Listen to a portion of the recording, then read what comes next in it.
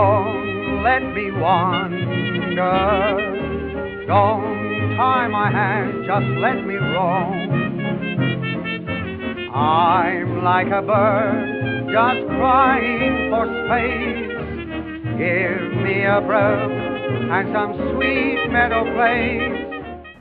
We are out here in real West Texas, and we're going to do some wonderful painting. Wow, we are so close to San Angelo. Can we stop and see their museum? Well, I guess it won't hurt to see some good art. It can certainly be inspiring. Only let me wander the countryside to ponder, a roaming vagabond am I.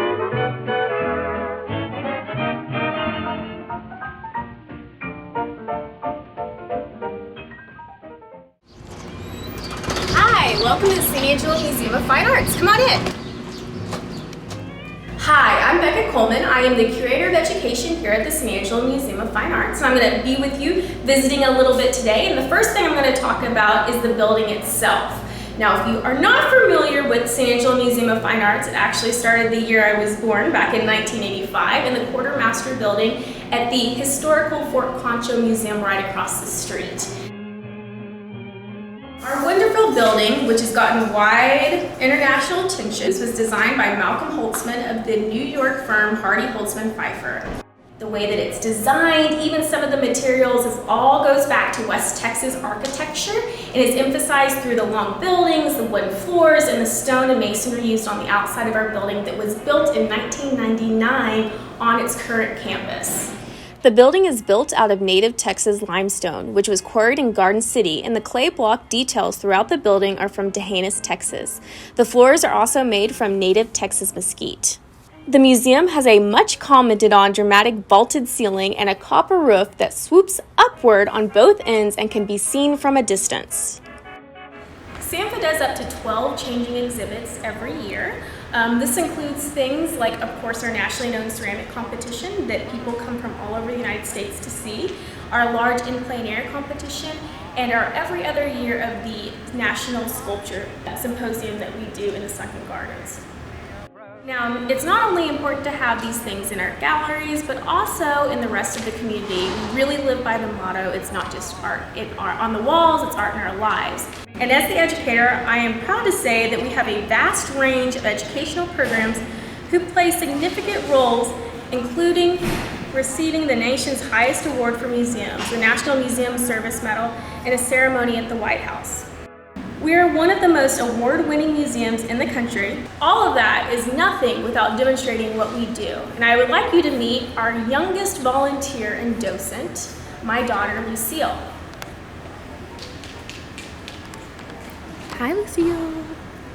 We're going to take a look at this amazing artwork behind us by Charles Umlauf. It's a gift courtesy of Beverly and George Palmer. Now, Lucille asked me a really important question before. What was that question, Lucille? She asked me if that's Mary and Jesus or Mary and Joseph.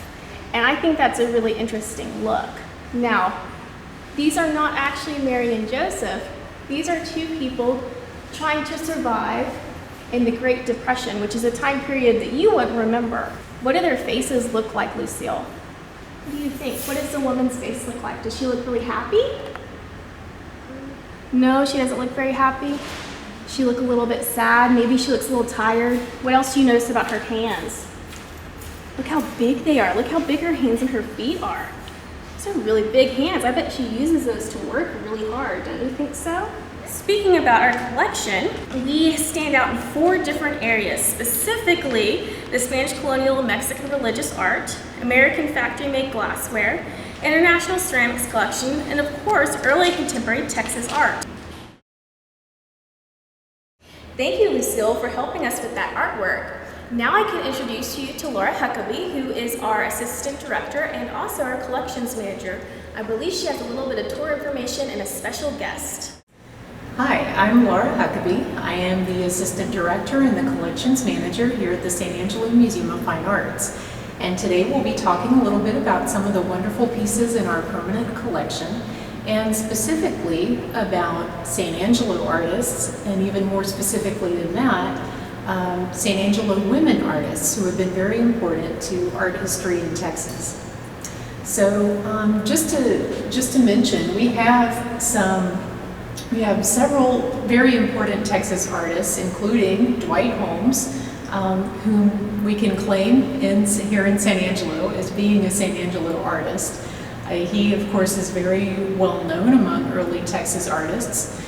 But today in particular, I'm going to talk about 3 women artists who were from here in San Angelo and really made an important impact on early Texas art. First, I'd like to discuss Molly Crowther, who was a San Angelo artist. She moved with her husband and family from Fort Worth and studied under Frank Ray. And Frank Ray, as we know, came through San Angelo multiple times on his West Texas sketching trips. Molly Crowther was one of his most devoted students. This painting was given to us by Molly Crowther's great-grandchildren, Terry Crowther and Reese Crowther. It depicts a scene of poplars along a road. It may be a New Mexico scene. And it's just a lovely little impressionist landscape. And about Molly, so in 1921, Molly and Ella Mawhinney, a fellow Texas artist, founded the Texas Artist Camp at Christoval. Christoval is a small town located 20 miles south of here. They founded this artist camp just for the summers only, and it attracted a lot of important artists from all over Texas, both as teachers and participants. And it was really one of the first artist camps of its type and became one of the most important ones here in the Southwest. So the Texas Artist Camp was located on the banks of the Concho River in an old Baptist youth camp. So the conditions were very primitive. Thankfully it was in the summer, so the students didn't have to worry about cold. However, the Texas heat probably was an issue. And in 1927, in the 7th year of the camp's operation, Molly Crowther became sick with heat exhaustion and she passed away at home. So unfortunately, the camp was fairly short-lived, and part of that, of course, a big part of that is because Molly Crowther, who was really its driving force, had passed away. The Texas Artist Camp was important for a lot of reasons. So one of those reasons was the artists it attracted as instructors. Let's see, it included Olin Travis, Rolla Taylor, Xavier Gonzalez, who was a ARPA, just to name a few. And a lot of artists came from around the state, but also a lot of local artists came and studied there during the summers, during its 7 years of operation.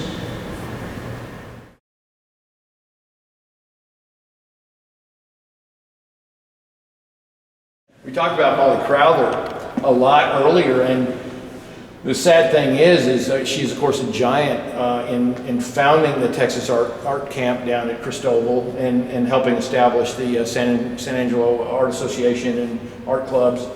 But finding one of her paintings is a monumental task.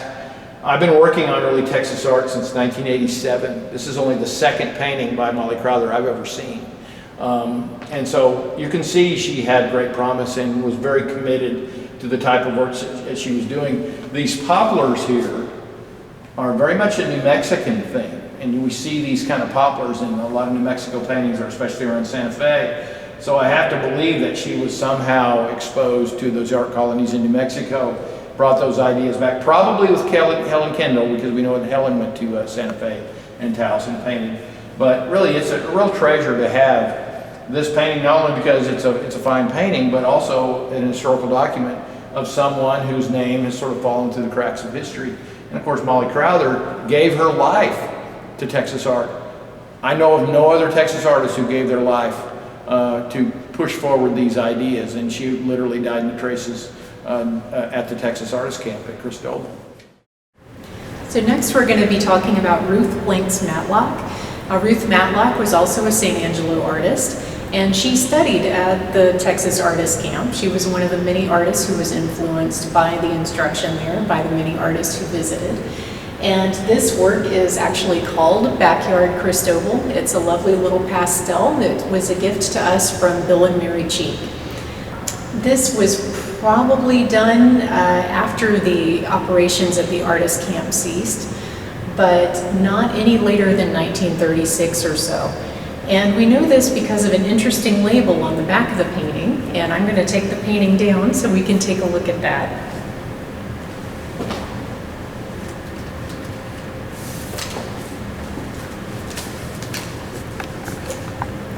So this label here on the back of the painting that was saved when it was so nicely framed is from the Great Texas and Pan American Exposition that was held in Dallas in 1937. And you may recall Rex Kuntz's really excellent presentation about the Great Texas and Pan American Exposition from the Caseta Symposium a few years ago. But anyway, this is an entry label. This was the work that she entered in the show. Unfortunately, it was not accepted. And we can tell that because of the R mark right there for rejected. Unfortunately, it didn't get into the show. But it's wonderful to have this piece of history, the piece of history of this artwork actually still here, preserved. So we know about from when it was, and we know that it was submitted into this exhibit. So she continued to create art. She taught lessons here in San Angelo. She was a prominent member of the San Angelo Art Club as well, like so many of these important artists. The San Angelo Art Club was actually founded in 1928, a year after the artist camp ceased operations. And Helen Kendall, who had assisted Molly Crowther in running the camp and promoting it, was one of the main people who founded it. And I don't think that's a coincidence. I think that the San Angelo Art Club kind of grew out of that group of people, that group of women who founded the artist camp, ran the artist camp, and wanted to see that kind of instruction and fellowship and growth of the arts here in our community. Next, we'll be talking about Margaret Wright Tupper, another San Angelo artist. She was raised here in San Angelo, graduated from high school here in San Angelo, went to finishing school. Then she was married to a San Angelo newspaper man in 1907. They moved to Waco, then to San Antonio. She spent time there. And we have some lovely works in our collection, which we'll be talking about, that were given to us by San Antonio donors. So she did spend quite a lot of time there, and that's where she did most of her studies. She studied there with Jose Arpa and also Dawson Watson. Now, this is a lovely little watercolor. It's from 1952. It's a gift from Ted Hume. And this is inscribed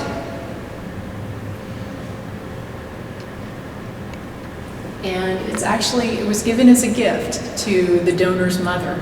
And I love it when the artists inscribe the work because it gives us a lot of help when we catalog it. It's nice that it also has a date on it. It gives it a clear provenance. There are a lot of reasons why I like it when the artist inscribes the work. But this too is a lovely little watercolor. I think Margaret Tupper was really best with watercolors, though she worked in a range of media. She did drawings and oil paintings as well. You'll see one of those in our collection storage area. But watercolor is really what she was best at. And watercolor is a very versatile medium. It's also very difficult to control. And she's used the paint with a lot of opacity. And she's really kind of laid it on maybe a little more thickly or worked with a little bit more of a dry technique. But you come out with this beautiful little impressionistic landscape. Look at all the shades of green and just the hint of the blue for the sky. And it looks like West Texas. This kind of looks like a mesquite tree, the way the leaves are done. And let's say maybe in the springtime, about May, like about now when things are nice and green. Our West Texas landscape really is unique, especially right around here in San Angelo. And I think that's one of the reasons that Frank Ray was really drawn to this area on his sketching trips. It's just a very unique beauty. And I think it takes a really sensitive eye sometimes to see that beauty in the landscape, but even more to capture it. So Frank Ray, of course, was one artist who was captivated by this landscape out here. But of course, you can see that in the works of these wonderful San Angelo artists as well.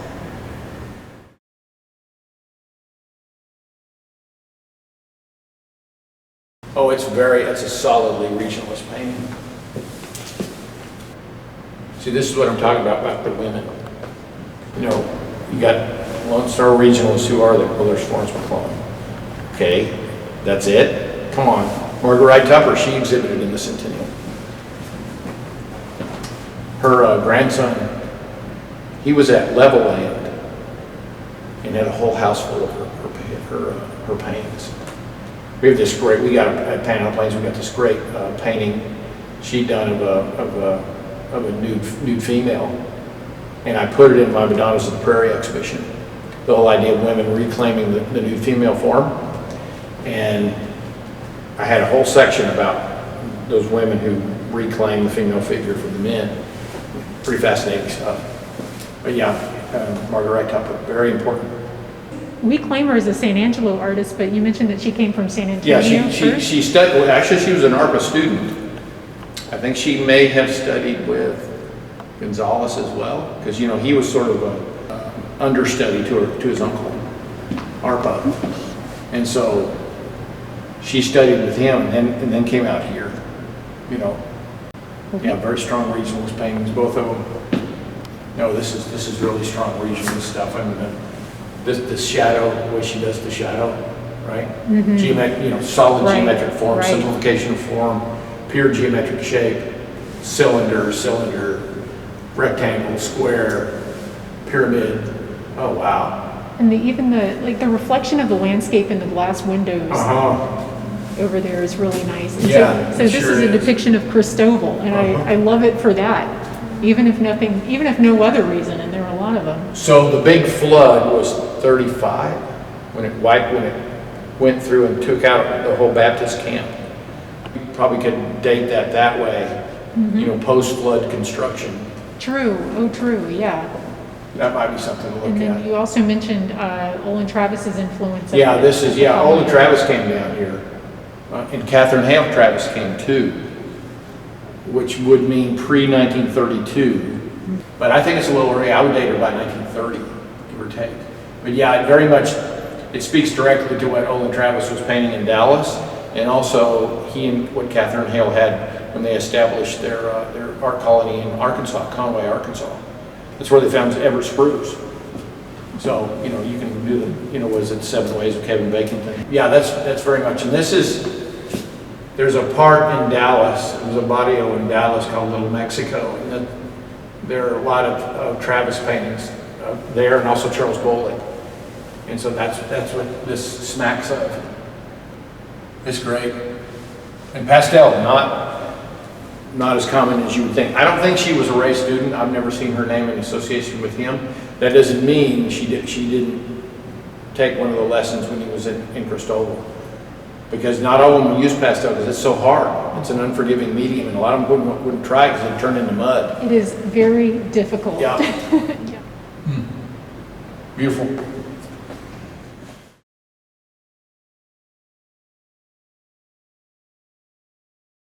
The art history of Texas is based firmly on the foundation of women.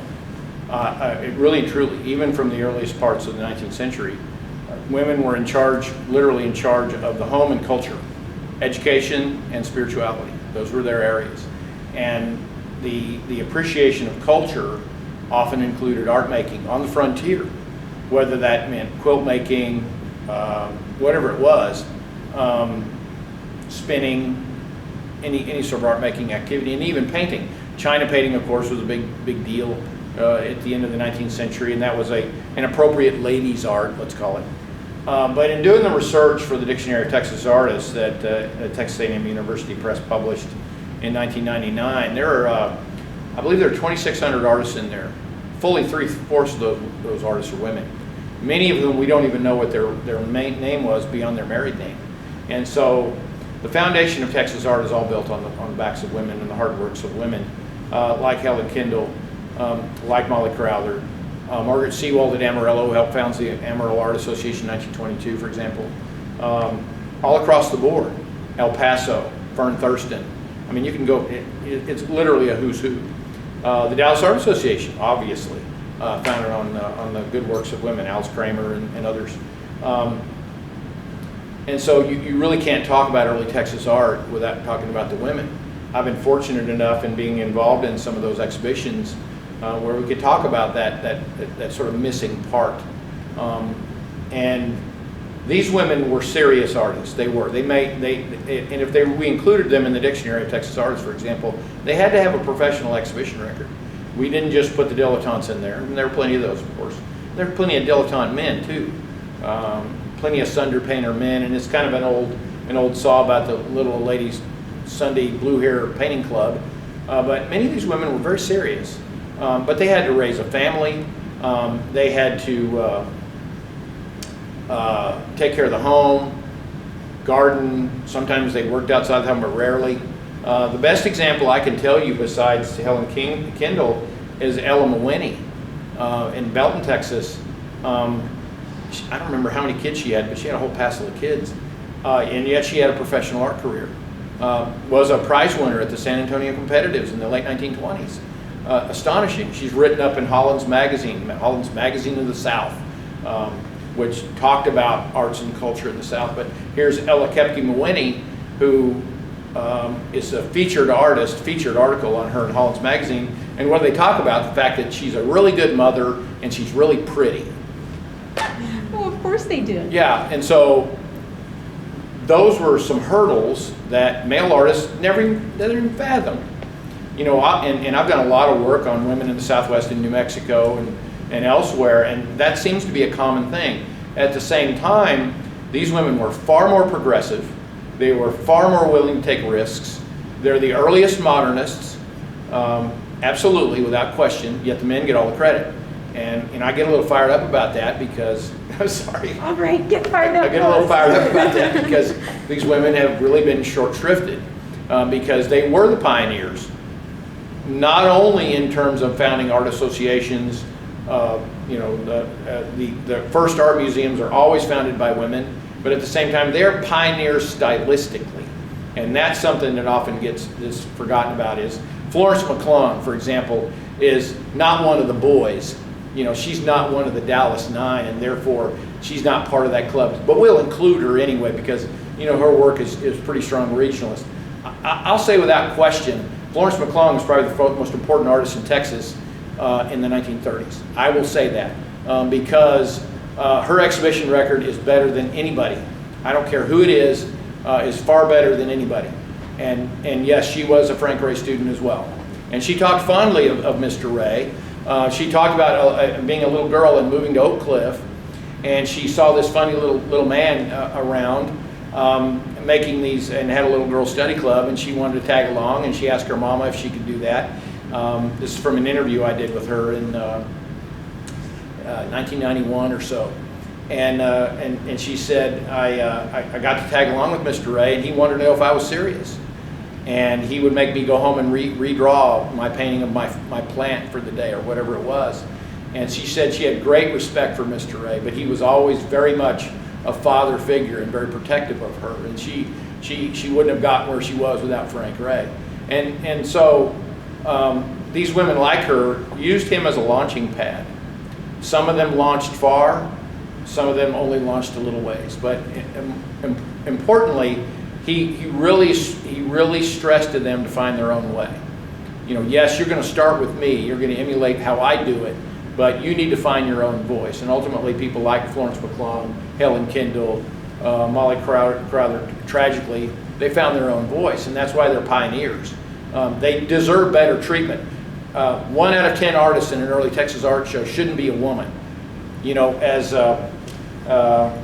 one of the famous suffragettes said, we're half the population, we should have half the votes.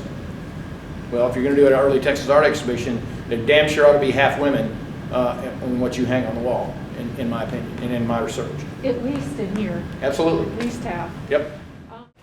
So here we are in our collection storage area, and as you already know, and as you can probably see, ceramics is the main focus area of our collections. But Texas art, and especially early Texas art, is also one of our focus areas, and it's growing very quickly. So we're actually back here in collection storage today, so I can show you a couple more of Margaret Tupper's pieces, some of my favorite ones in the collection. So this oil portrait is one of my favorite Margaret Tuppers in the collection. It's a lovely portrait of a family, and it was painted around 1930. This painting was given to us by George Weldon Sheffield in his will, and he lived in San Antonio, so it may have been acquired there when Margaret Tupper lived in San Antonio. Okay. So this is another one of my favorite Margaret Tuppers in the collection. It's a watercolor of a Mexican church scene, possibly San Miguel de Allende, where she spent time. And yeah, this is just one of my favorites because, first of all, the way she handled the watercolor, as I mentioned before, it was probably the medium she was most proficient in. But also just I think the composition is beautiful. I also love the inclusion of the people down here in the lower left. And all the detail. Detail that, with watercolor you really only have to hint at, such as the colorful tiles in the dome here. The scroll work, the cast iron scroll work.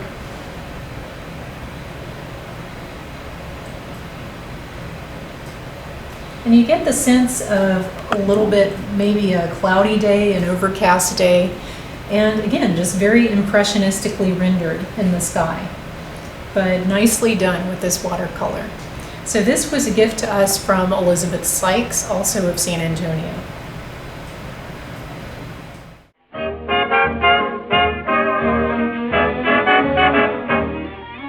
Leave me alone, let me wander. Don't tie my hands, just let me roam.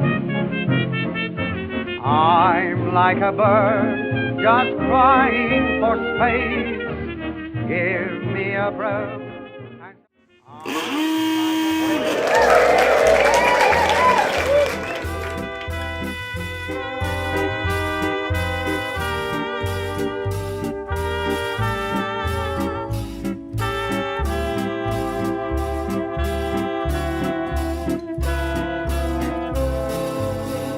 When stars collide, new worlds fill the sky, and something old is new again. Our love will fly on brand new wings, will glide like bending time, will change the view to bright life colors, all but blue. We'll hang new stars as something old is new.